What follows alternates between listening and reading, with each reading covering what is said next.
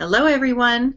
This is Suzanne Wagner, and I'm here to give you my intuitive patterns for the month of September 2014. If you haven't noticed, it's been pretty much of a huge, wild ride. I would have thought that Jupiter going into Leo would have kind of expanded some things and calmed things down.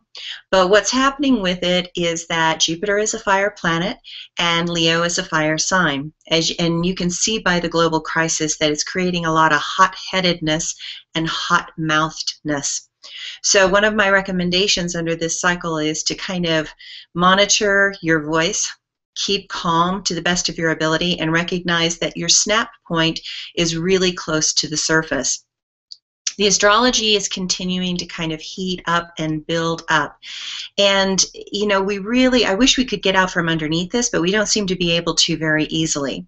So with the squares, the last two squares coming on, which will be in December and March of next year, there's this kind of a push-pull between the old and the new. And again, you can see this in, you know, the upsets and the wars and the dramas that are related to the old schools and the new way and the new world that is trying to be created.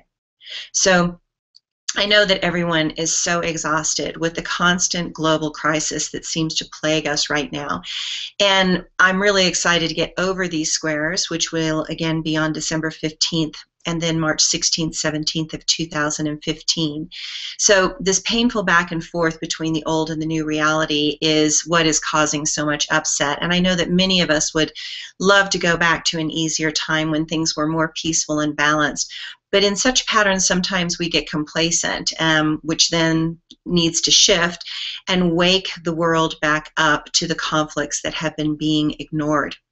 Radical and often dramatic shifts in how society functions puts countries and governments under tremendous pressure when this happens, and clearly we are all feeling this.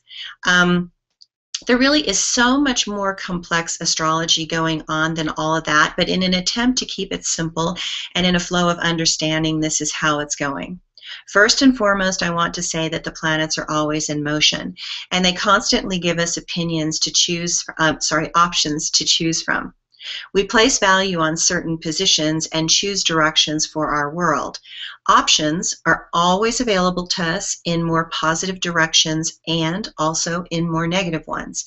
It is essential that when you're in such a volatile period as we are now, that calm heads prevail in the fiery intensity that surround us all. We are heading towards another big month in October with eclipses in Aries on October 8th and the last solar eclipse in Scorpio on October 23rd. I am mentioning them here because you will be feeling the buildup in the month of September.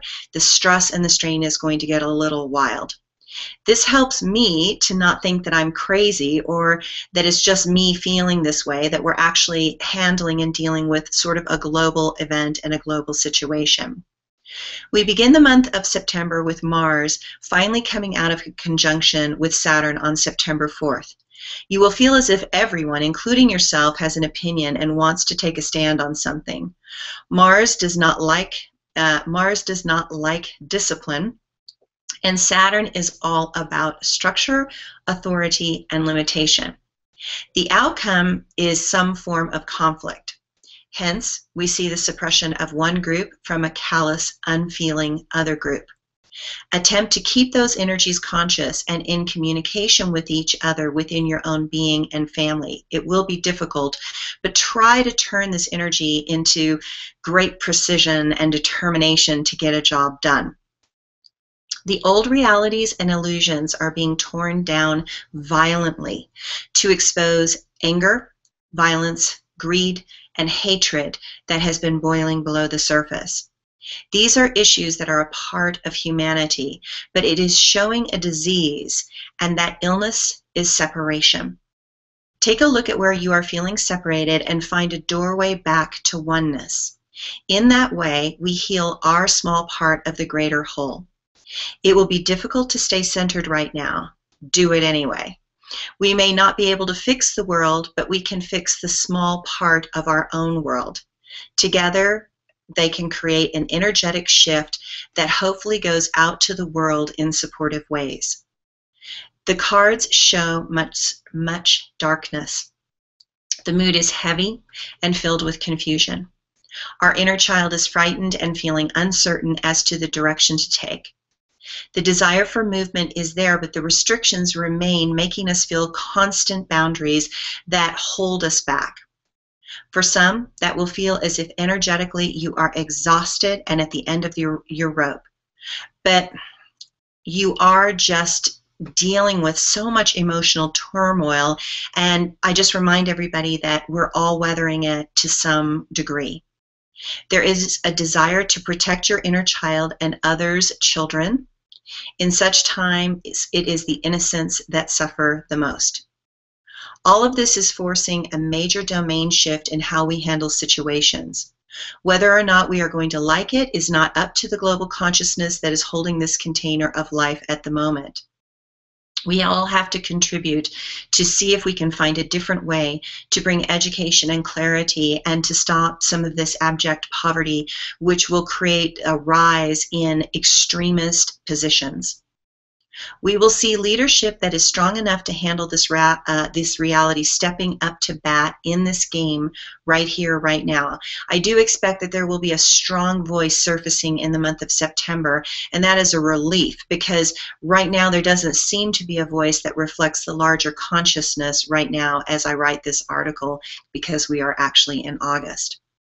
We can no longer afford to be lazy in our understanding of the interconnectedness of all of us. The voice of love will overcome the loud, small voices of the petty tyrants. But just like a parent dealing with a spoiled child, there has to be a clear line and a lot of love to make anything stick. Now, I also want to address the lovely ALS challenges that have been happening out there, and I'm extremely proud of all the people who have taken enormous risks and gotten soaking wet with all the cold water to support and to bring money and awareness to ALS. But because I do a lot of travel and I'm oftentimes in India, I loved what I recently saw was that in India, because water is extremely hard to get, and it seems wasteful to the people in India with all of the water that we've been doing and spoiling in this event, that we actually start to honor the water. And so they actually are doing a challenge, which is about, instead of the water and the ice challenge, they're doing a rice challenge. And what that means is that you give a bucket of rice to some poor person. So I will be going to India, and that is my goal on the ALS challenge, is actually to give out some buckets of rice to poor people, and then that serves everyone in a greater whole. So I do get excited that we have these incredible things that really spark people and get them super excited, but I challenge everybody out there to instead give a bucket of rice. Thank you. I hope you guys have a great September. Bye.